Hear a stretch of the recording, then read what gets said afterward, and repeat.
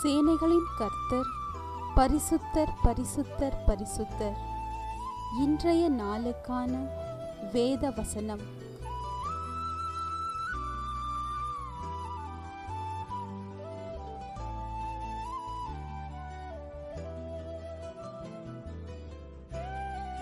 கர்த்தரை நம்புகிறவர்கள் என்றென்றைக்கும் அசையாமல் நிலைத்திருக்கும் சீயோன் பர்வதத்தை போல் இருப்பார்கள். சங்கீதம் 125:1.